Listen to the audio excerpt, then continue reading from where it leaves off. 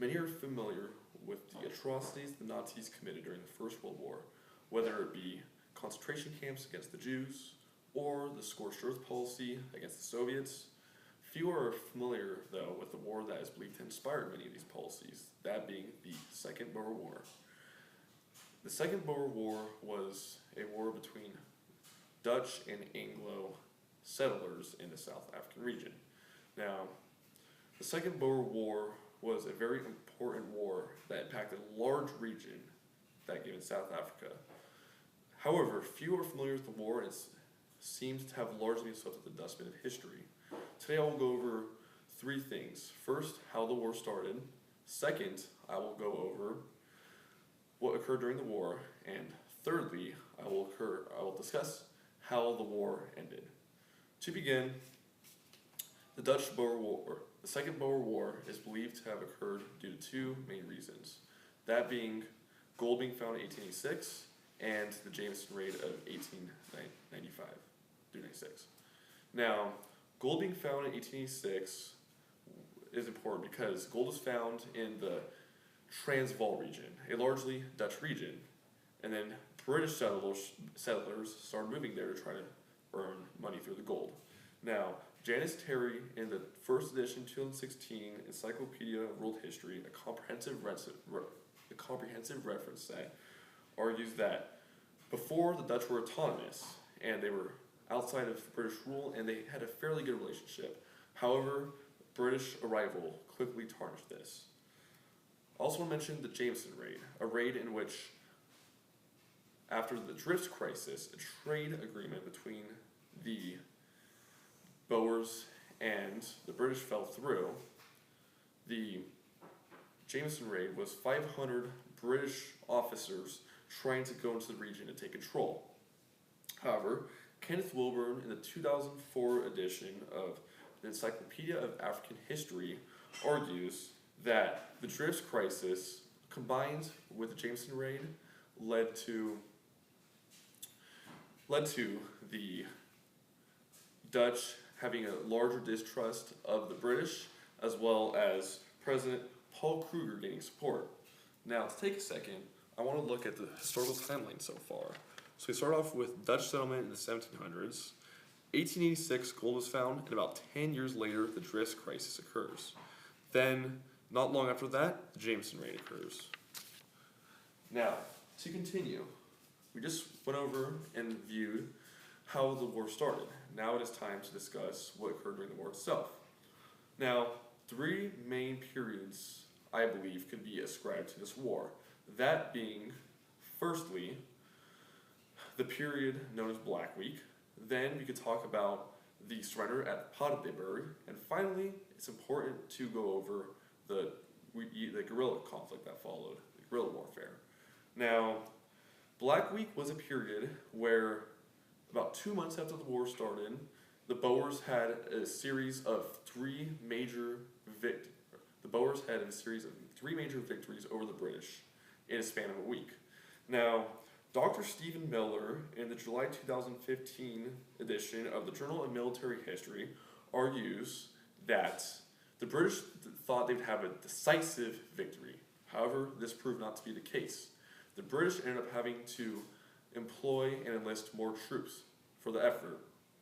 This ultimately was very successful, as the British began to have more victories. This ultimately led to the surrender at Paardeberg. Dr. Frans Johan Pretorius, a history PhD and professor at the South African University of Pretoria, wrote in the 2000 Encyclopedia of South Africa that this surrender at Paardeberg led to a complete Boer collapse. Now, this collapse was only the beginning, as ultimately the British would take over the entire Transvaal region, that being the Dutch Boer region. However, this was not the end of the warfare. The Boers had an insane amount of resilience and refused to give up, and this was seen through the 2 years of guerrilla warfare that followed. If we look here, the Paardeberg surrender was in 1900. However, the war did not end for over 2 years after, and that's due to this guerrilla warfare. As part of the British, in order to put an end to this warfare, began to start up concentration camps against mothers, against children, and against old people.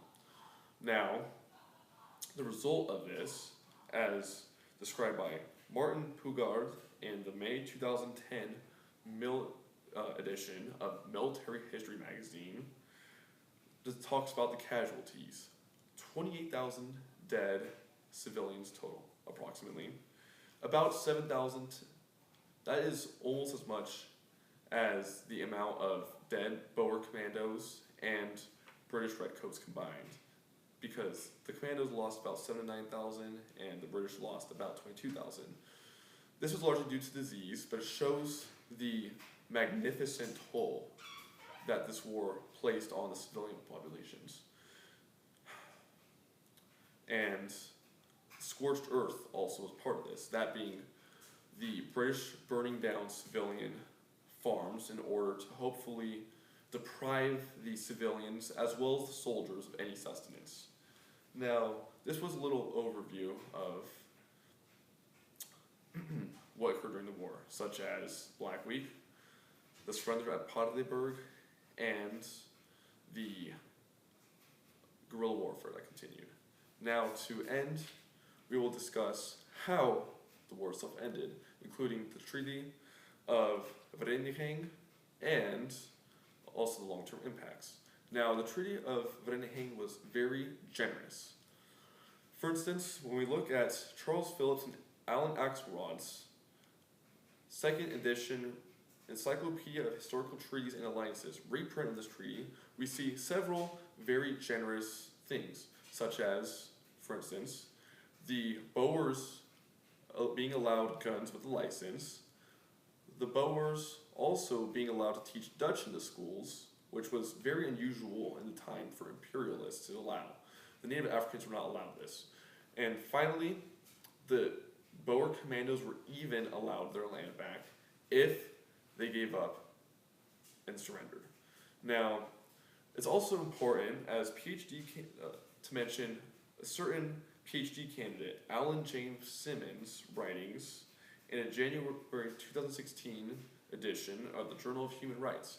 He discusses how 6 British officers were court-martialed.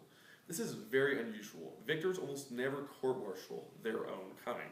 So this was basically an olive branch toward the Boers from the British, asking for repentance and atonement for their sins during the war. However, the impact of the war was not, the long-term impact was not so pretty. The Boers and the Native Africans both became impoverished as a result of this war for a very long time, and ultimately, Frans Johan Pretorius once again wrote in the 2011 first edition of the Encyclopedia of South Africa that the toll of this war led to apartheid in 1948 due to the Boers feeling misrepresented in their community and the Afrikaners as well, that being the mixed Europeans, and as such basically holding it against the Native Africans and treating them unwell due to their original mistreatment. So to cap it all off, the end of the war concluded with the Treaty of Vereniging as well as long-term poverty. Now to conclude, this speech discussed the Second Boer War and how it started, what occurred during the war itself, and its conclusion. Now, this was a morally complex war where we saw multiple things that could be considered morally questionable occur throughout. And it's especially hard when it occurs to civilians. Now, the Second Boer War was a monumental war which shaped the entire South African region as we know it for a very long time. And it led to both good in terms of the immediate effects, but also bad in terms of the long-term effects like apartheid. Now, I want everyone to consider this war. 2 sides both believed they were in the right. The British thought they were correct. The Boers thought they were correct. There was no clear agitator in terms of the origins. It was just long simmering tensions. And we have to consider, are we always just in wartime? here are my note cards, starting off with the intro, the first body, the second body, third body,